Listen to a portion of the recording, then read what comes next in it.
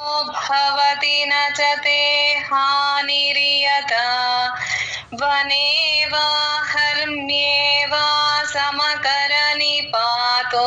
हिमकरः दृशाद्राघ्यस्यादरदलितनीलोत्पलरुचा दवीयांसं दीनं स्नपय कृपया मामपि शिवे अनेनायं धन्यो भवति न च ते हानिर्यथा वने वा हर्म्ये वा समकरनिपातो हिमकरः वृषाद्राघ्यस्यादरदलितनीलोत्पलरुचा दवीयांसं दीनं स्नपय कृपया मामपि शिवे अनेनायं धन्यो भवति न च ते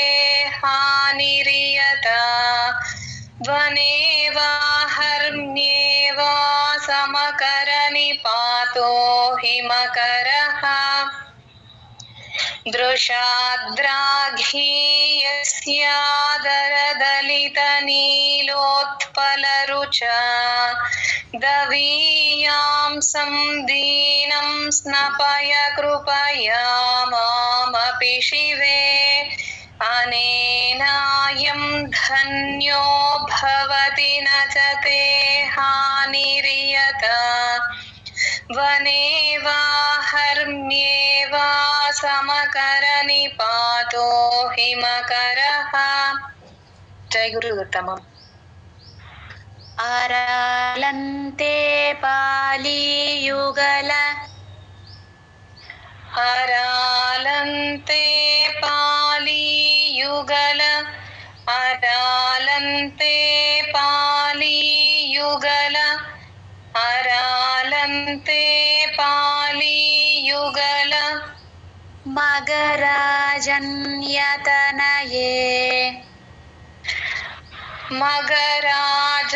मगराजन्यतनये मगराजन्यतनये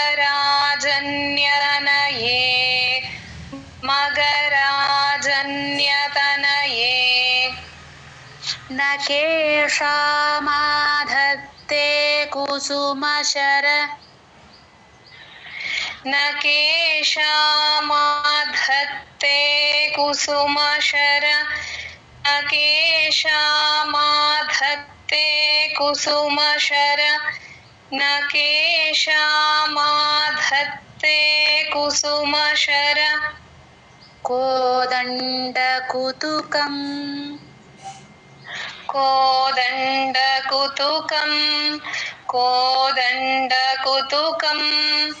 कोदण्डकुतुकम् तिरश्चीनो यत्र तिरश्चीनो यत्र तिरश्चीनो यत्र तिरश्चीनो यत्र శ్రవణపథముల్లంఘ్య విలసన్. శ్రవణ పథ అండి, తా పొట్టలో చుక్కుంది, రెండో థా చెప్పాలి. ముల్లంఘ్య లంఘ్య లంఘ్ అది పట్టుకోవటమే ఒత్తు, ఘా పట్టుకుంటే దాని కింద యావత్తుంది, అది మహాప్రాణం ఈజీగా వినపడుతుంది. श्रवणपथमुल्लङ्घ्य विलसन् श्रवणपथमुल्लङ्घ्य विलसन् యా ఇంకొంచెం బాగా రావాలి. श्रवणपथमुल्लङ्घ्य विलसन् श्रवणपथमुल्लङ्घ्य विलसन् అపాంగవ్యాసంగో దిశతి. వ్యా అండి సంయుక్తాక్షరం కాబట్టి అపాంగవ్య గవ్య రావాలి. కింద పెదాల పైన పై పళ్ళు పడాలి. గవ్య అవులాగా రాకూడదు, గవ్య అన్నట్టుగా రాకూడదు. గవ్ గవ్య. అపాంగవ్యాసంగో దిశతి అపాంగవ్యాసంగో దిశతి अपाङ्गव्यासङ्गो दिशति शरसन्धानधिषणाम् शरसन्धानधिषणाम् शरसन्धानधिषणाम् शरसन्धानधिषणाम् अरालन्ते पालीयुगलमगराजन्यतनये अरालन्ते पालीयुगलमगराजन्यतनये अरालन्ते पालीयुगलमगराजन्यतनये अरालन्ते पालीयुगलमगराजन्यतनये न केषामाधत्ते कुसुमशर कोदण्डकुतुकम्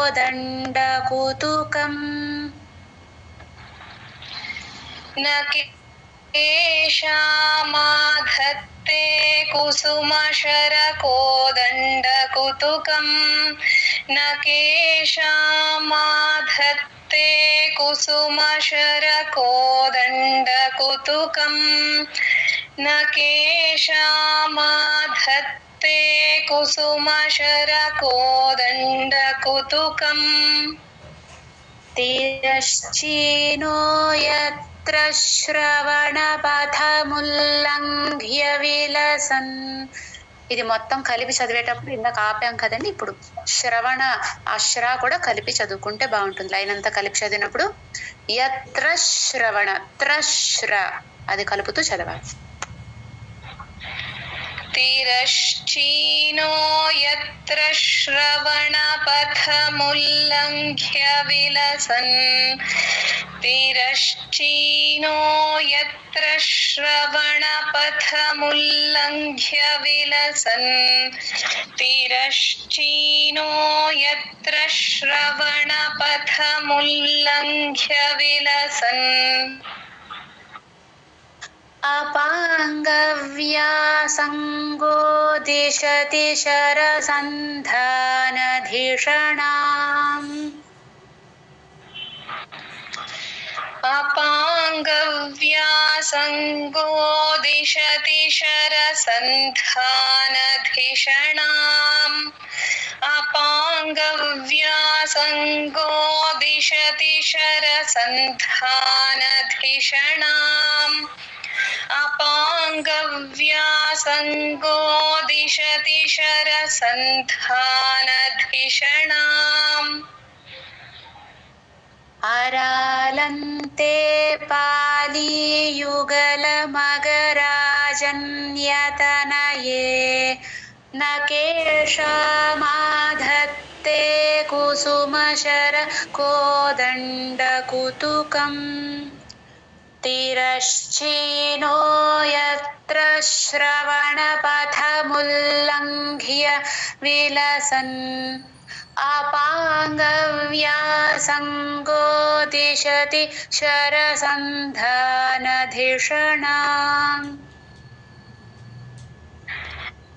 अरालन्ते पालीयुगलमगराजन्यतनये न केषामाधत्ते कुसुमशरकोदण्डकुतुकम् तिरश्चीनो यत्र श्रवणपथमुल्लङ्घ्य विलसन् अपाङ्गव्यासङ्गो दिशति शरसन्धानधिषणाम्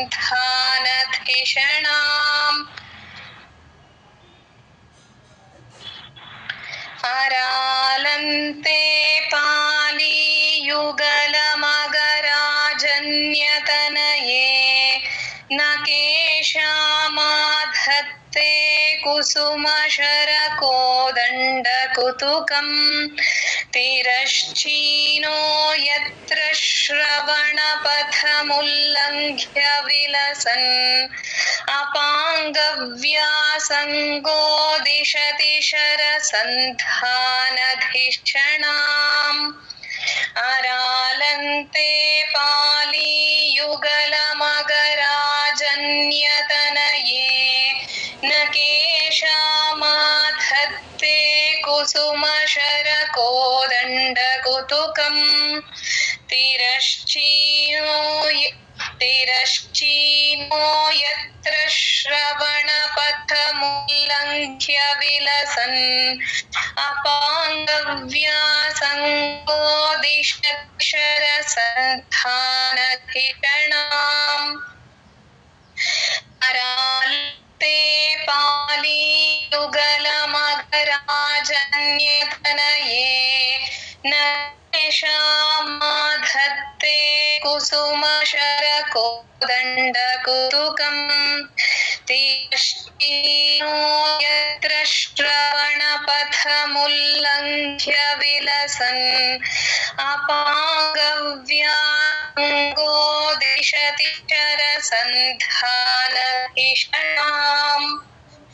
अरालन्ते पालीयुगलमगराजन्यतनये न केशामाधत्ते कुसुमशरकोदण्डकुतुकम् तिरश्चीनो यत्र श्रवणपथमुल्लङ्घ्य विलसन् अपाङ्गव्यासङ्गो दिशति शरसन्धानधिषणाम् अरालन्ते पालीयुगलमगराजन्यतनये न केशामाधत्ते कुसुमशरकोदण्डकुतुकम् तिरश्चीनो यत्र श्रवणपथमुल्लङ्घ्य विलसन् अपाङ्गव्यासङ्गो दिशति शरसन्धानधिषणाम् अरालन्ते पालीयुगलमगराजन्यतनये न केशामाधत्ते कुसुमशरकोदण्डकुतुकम् तिरश्चीनो यत्र श्रवणपथमुल्लङ्घ्य विलसन् अपाङ्गव्यासङ्गो दिशति शरसन्धानधिषणाम् अरालन्ते पालीयुगलमगराजन्यतनये न केशामाधत्ते कुसुमशरकोदण्डकुतुकम् तिरश्चीनो यत्र श्रवणपथमुल्लङ्घ्य विलसन् अपाङ्गव्यासङ्गो शरसन्धानधिषणाम्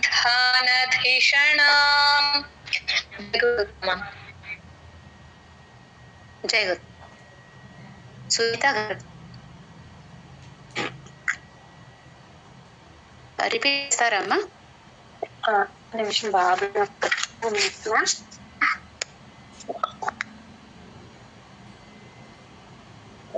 చెప్పండి మ్యామ్, చేస్తాను. పురద్గండా భోగ ప్రతిఫలిత స్ఫుర అండి. కింద ఒత్తు ఫా ఉంది, కొంచెం గట్టిగా చెప్తే గానీ మొదటి అక్షరం దగ్గర ఒత్తు వినపడదు. తర్వాత గండా భోగ ప్రతి పా కింద రావతుంది సంయుక్త అక్షరం. భోగ ప్రతి గప్ర కలుపుతూ చెప్పాలి. ఒకసారి చెప్పండి. స్ఫురద్గండా భోగ ప్రతిఫలిత స్ఫురద్గండా భోగ ప్రతిఫలిత స్ఫురద్గండా భోగ ప్రతిఫలిత. ఒక నిమిషం చూసుకోండి అమ్మా, ఇంకొకరిని పిలుస్తాను. స్ఫురద్గండా భోగ ప్రతిఫలిత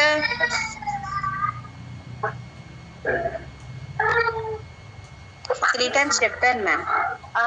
కంటిన్యూ చేయగలరా అమ్మ? చూసుకోవాలా? చేస్తాను. తాటంకయుగలం తాటంకయుగలం తాటంకయుగలం తాటంకయుగలం చతుశ్చక్రం మన్యే చతుశ్చక్రం మన్యే చతుశ్చక్రం మన్యే చతుశ్చక్రం మన్యే తవ ముఖమిదం మన్మథరథం. మన్మథ రథం అండి, పొట్టలో చుక్కుంది. థ రెండో థ చెప్పాలి.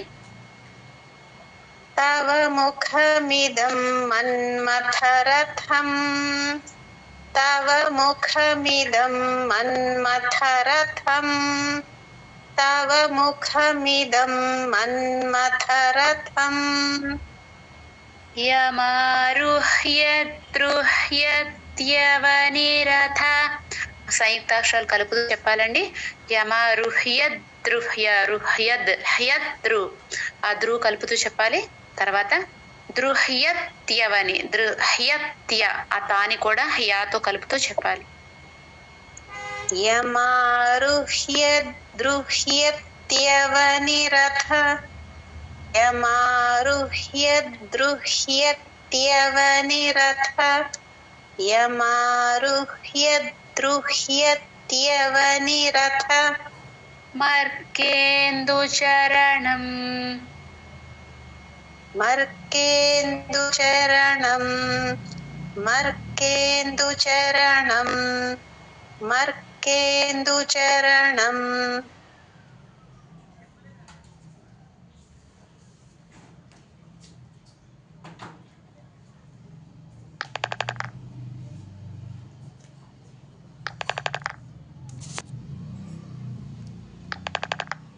ప్రమథపతయే మహావీరో మారః మహావీరో మారః ప్రమథపతయే సజ్జితవతే సజ్జితవతే సజ్జితవతే సజ్జితవతే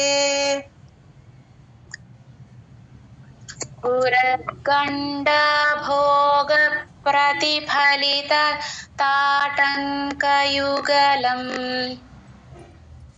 స్ఫురద్గండా భోగ ప్రతిఫలిత తాటంకయుగలం స్ఫురద్గండా భోగ ప్రతిఫలిత తాటంకయుగలం స్ఫురద్గండా భోగ ప్రతిఫలిత తాటంకయుగలం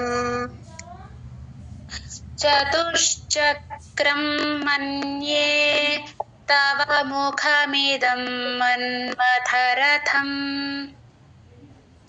చతుశ్చక్రం మన్యే తవ ముఖమిదం మన్మథరథం చతుశ్చక్రం మన్యే తవ ముఖమిదం మన్మథరథం చతుశ్చక్రం మన్యే తవ ముఖమిదం మన్మథరథం. ఈ థర్డ్ లైన్ ప్రాక్టీస్ కోసం అక్కడ ఆపుకున్నామండి, అక్కడ ఆపకుండా చదవాలి. యమారుహ్య తర్వాత బ్రీత్ తీసుకోవచ్చు కావాలంటే, లేదంటే చరణంకి ముందు తీసుకోవచ్చు. యమారుహ్యద్రుహ్యత్యవనిరథమర్కేందు చరణం యమారుహ్యద్రుహ్యత్యవనిరథమర్కేందుచరణం యమారుహ్యద్రుహ్యత్యవనిరథమర్కేందుచరణం యమారుహ్యద్రుహ్యత్యవనిరథమర్కేందుచరణం మహావీరో మారః ప్రమథపతయే సజ్జితవతే महावीरो मारः प्रमथपतये सज्जितवते महावीरो मारः प्रमथपतये सज्जितवते महावीरो मारः प्रमथपतये सज्जितवते स्फुरद्गण्डाभोगप्रतिफलितताटङ्कयुगलम् चतुश्चक्रं मन्ये तव मुखमिदं मन्मथरथम् यमारुह्य द्रुह्यत्यवनिरथमर्केन्दुचरणम् महावीरो मारः प्रमथपतये सज्जितवते स्फुरद्गण्डाभोगप्रतिफलितताटङ्कयुगलम् चतुश्चक्रं मन्ये तव मुखमिदं मन्मथरथम् यमारुह्य द्रुह्यत्यवनिरथमर्केन्दुचरणम् महावीरो मारः प्रमथपतये सज्जितवते स्फुरद्गण्डाभोगप्रतिफलितताटङ्कयुगलम् चतुश्चक्रं मन्ये तव मुखमिदं मन्मथरथम् यमारुह्य द्रुह्यत्यवनिरथमर्केन्दुचरणम्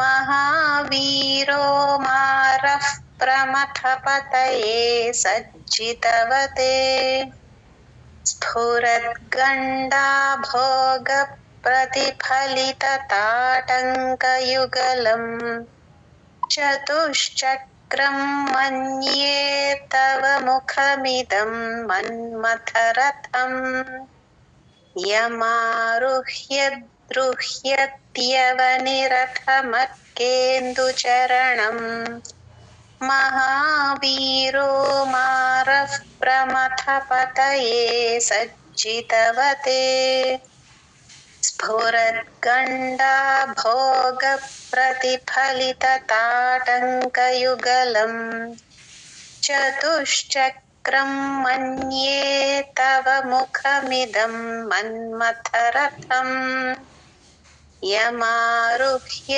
द्रुह्यत्यवनिरथमर्केन्दुचरणम् महावीरो मारः प्रमथपतये सज्जितवते स्फुरद्गण्डाभोगप्रतिफलितताटङ्कयुगलम् चतुश्चक्रं मन्ये तव मुखमिदं मन्मथरथम् यमारुह्य द्रुह्यत्यवनिरथमर्केन्दुचरणम् महावीरो मारः प्रमथपतये सज्जितवते स्फुरद्गण्डाभोगप्रतिफलितताटङ्कयुगलम् चतुश्चक्रं मन्ये तव मुखमिदं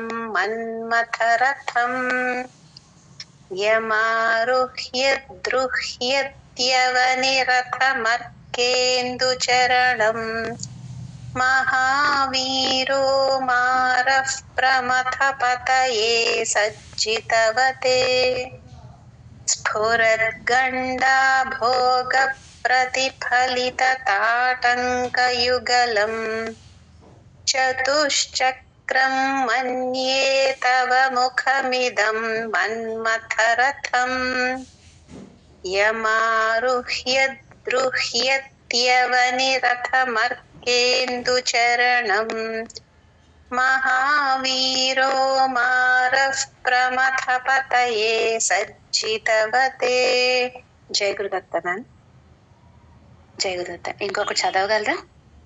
చదువుతాను. సరస్వత్యా సూక్తిరమృతలహరి.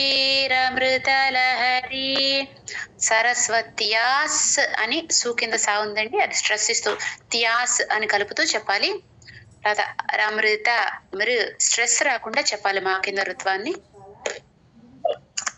సరస్వత్యా సూక్తిరమృతలహరి. సరస్వత్యా సూక్తిరమృతలహరి. సరస్వత్యా సూక్తిరమృతలహరి. ఇంకొంచెం స్ట్రెస్ వినపడొచ్చండి.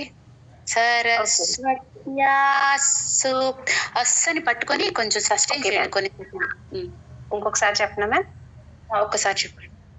సరస్వత్యా సూక్తిరమృతలహరి. అంతేనండి.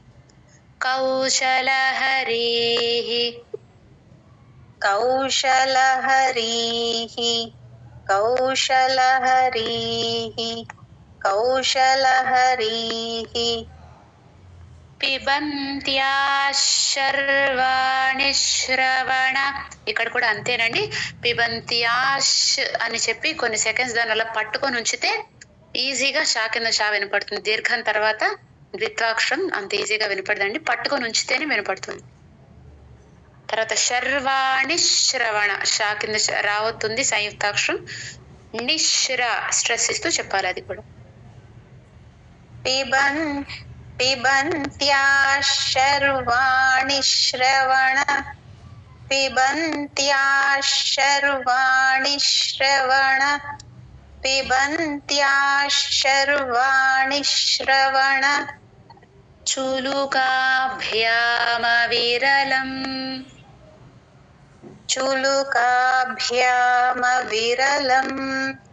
చులుకాభ్యామ విరలం. చులుకాభ్యామ విరలం. చమత్కార శ్లాఘ రశ్ల అండి, అది కూడా అంతే సంయుక్తాక్షరం కలుపుతూ చెప్పాలి. చమత్కార శ్లాఘ. చమత్కార శ్లాఘ. చమత్కార శ్లాఘ. చలిత శిరస కుండలగణో.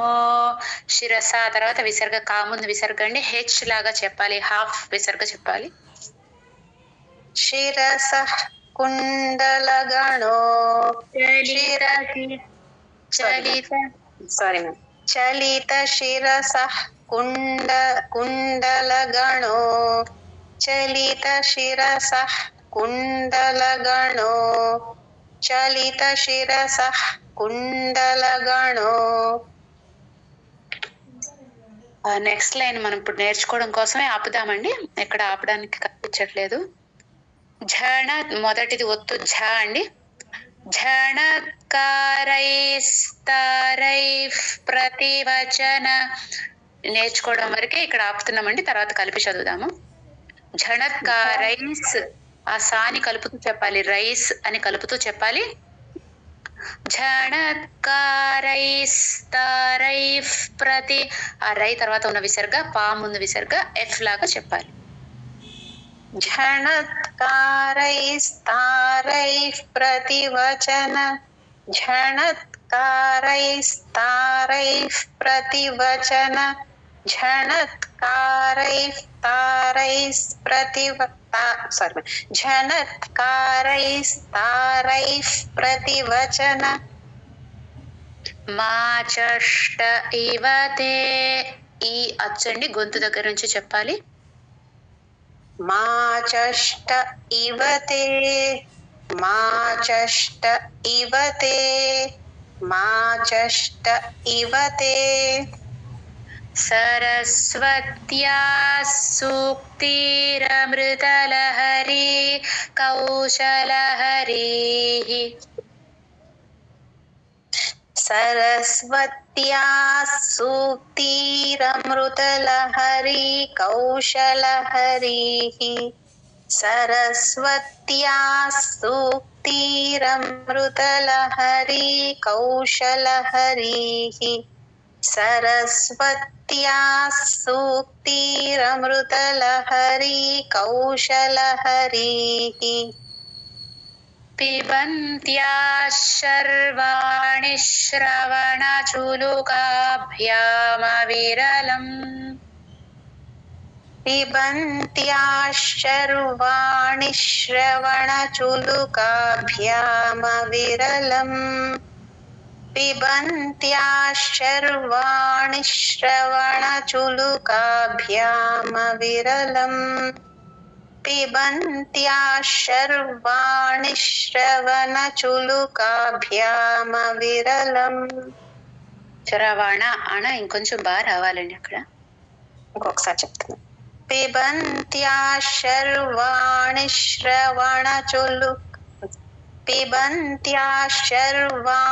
శ్రవణచులుకాభ్యామవిరలम् చమత్కారశ్లాఘాచలితశిరసః కుండలగణో చమత్కారశ్లాఘాచలితశిరసః కుండలగణో చమత్కారశ్లాఘాచలితశిరసః కుండలగణో చమత్కారశ్లాఘాచలితశిరసః కుండలగణో झणत्कारैस्तारैः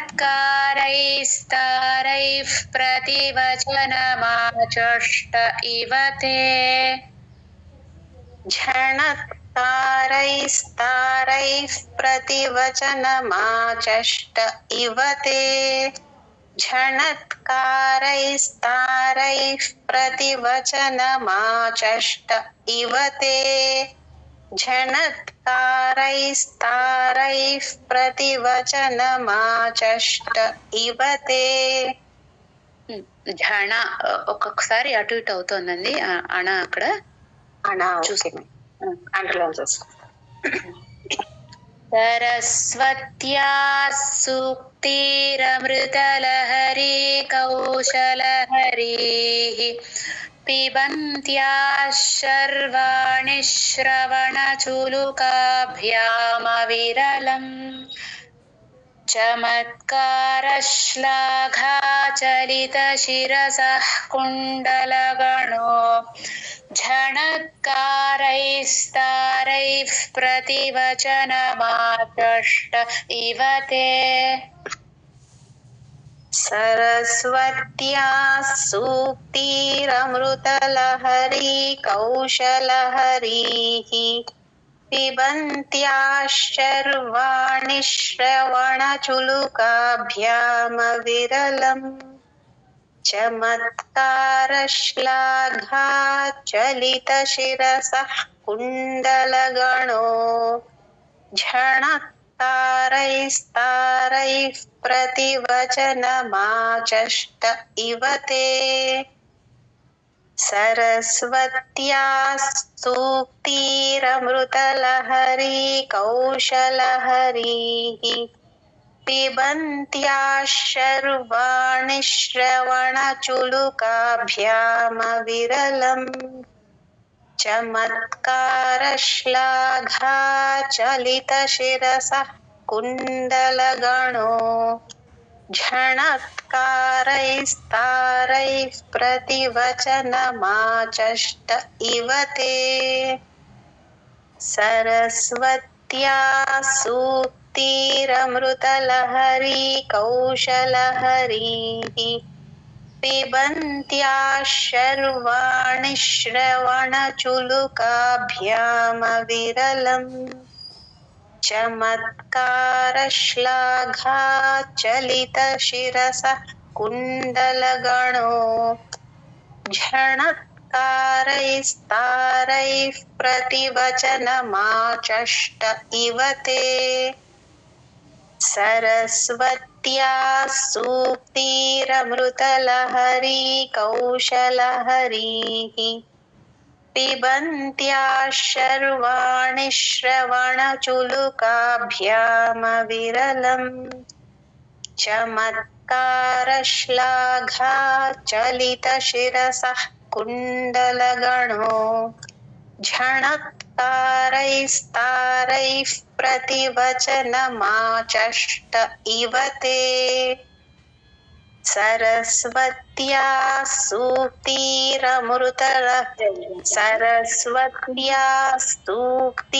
सूक्तिरमृतलहरी ఇంకొంచెం వినపడొచ్చండి సూక్తి స్ట్రెస్ సాసే ఓకే सरस्वत्या सूक्तिरमृतलहरी कौशलहरीः पिबन्त्याः शर्वाणि श्रवणचुलुकाभ्यामविरलम् चमत्कारश्लाघा चलितशिरसः कुण्डलगणो झणत्कारैस्तारैः प्रतिवचनमाचष्ट इव ते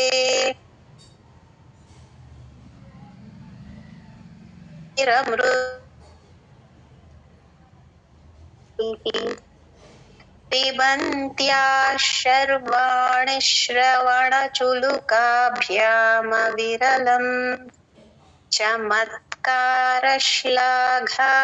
चलितशिरसः कुण्डलगणो झणत्कारैस्तारैः प्रतिवचनमाचष्ट इव ते